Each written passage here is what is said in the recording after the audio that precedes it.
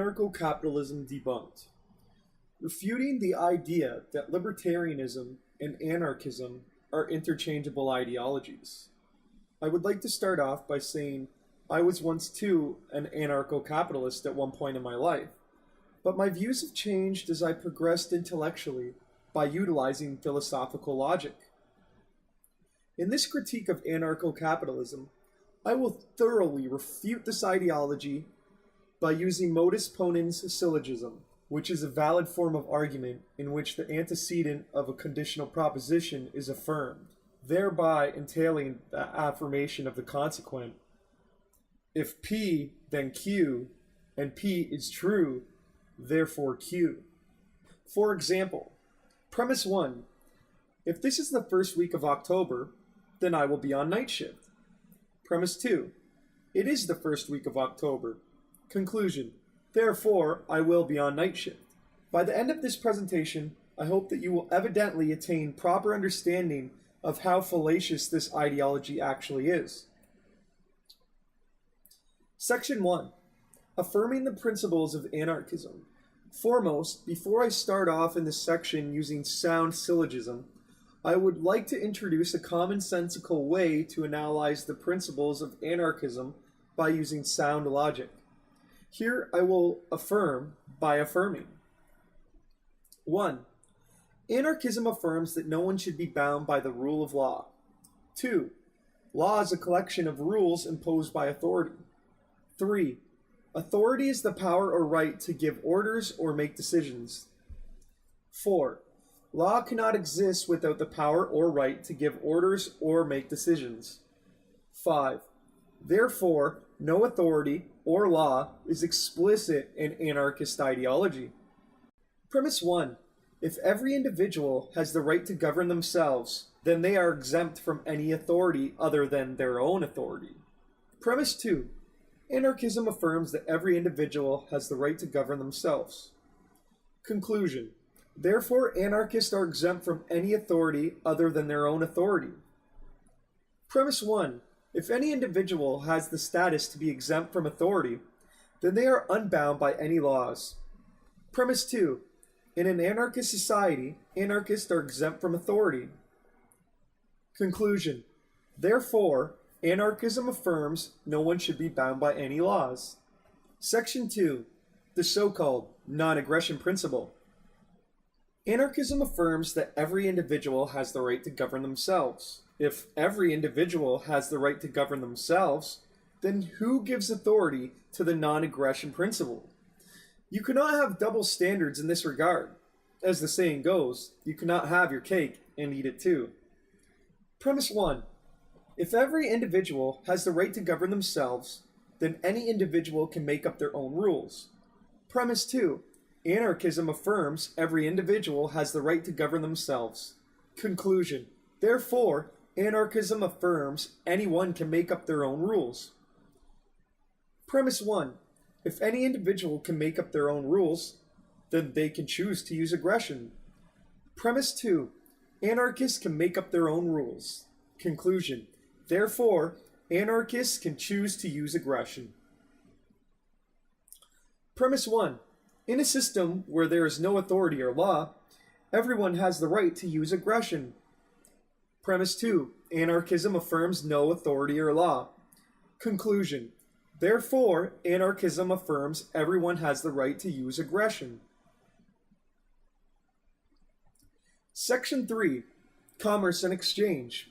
I find it rather ridiculous when anarcho-capitalists will make claims such as anarcho-capitalism is how free market capitalism was intended to be, or that anarcho-capitalism is the purest form of free market capitalism. You will rarely see anarcho-capitalists revere great libertarian economists such as Adam Smith, Milton Friedman, or Thomas Sowell, but rather you will see them revere such anarcho-capitalist economists that are less respected, such as Murray Rothbard. Why is that? Well, it is because libertarians affirm that free market capitalism relies on the rule of law, whereas anarcho-capitalists do not. Premise 1. If there is no authority or law, then contracts are not enforced with authorized obligation. Premise 2. Anarchism affirms no authority or law. Conclusion. Anarchism affirms there is no authorized obligation to uphold contracts. Premise 1. If there is no authorized obligation to uphold contracts, then contracts can be dishonored. Premise 2. Anarchism affirms there is no authorized obligation to uphold contracts. Conclusion. Therefore, anarchists can dishonor contracts. Premise 1. If contracts can be dishonored, then individuals will be discouraged from freely committing commerce. Premise 2. In an anarchist society, contracts can be dishonored. Conclusion. Therefore, in an anarchist society, individuals will be discouraged from freely committing commerce. Premise 1.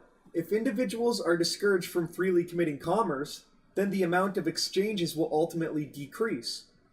Premise 2.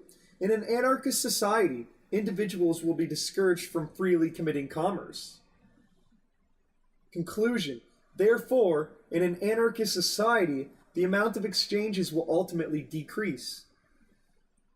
Premise 1. If the amount of exchanges are decreased, then that will ultimately diminish the economy.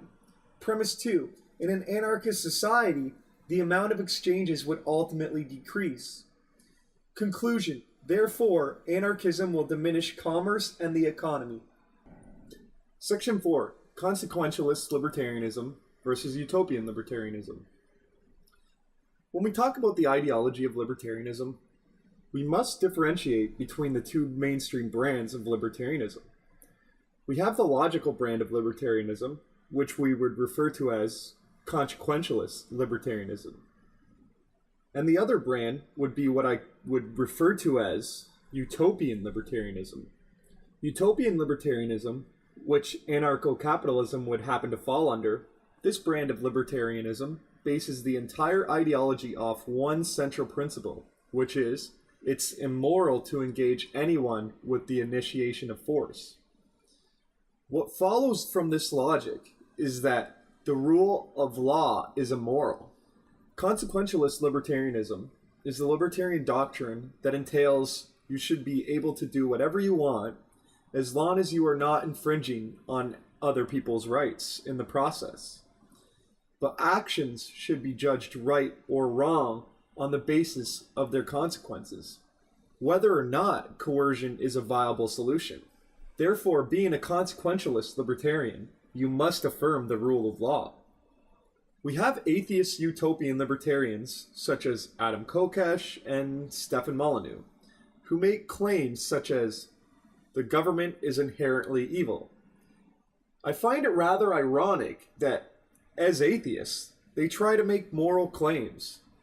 If you are an atheist, you would have to affirm that moral values are subjective, entailing that moral values would differ from one person to the next. Thus, you could not make a claim on moral values if they are indeed subjective. 1. A society of laws has a system of rules. 2. Having a system of rules inhibits immoral practices. 3. Therefore, having a system of law will inhibit immoral practices. 1. Evil is morally objectionable behavior. 2. Morally objectionable behavior is unwanted by society. 3. Stopping morally objectionable behavior can have a positive impact on society. 4. Governments can stop morally objectionable behavior. 5. Therefore, governments can have a positive impact on society. 1. Having laws that determine fundamental political principles can create a moral structure. 2. Governments can make up laws determining their fundamental political principles. 3. Therefore, governments can create a moral structure.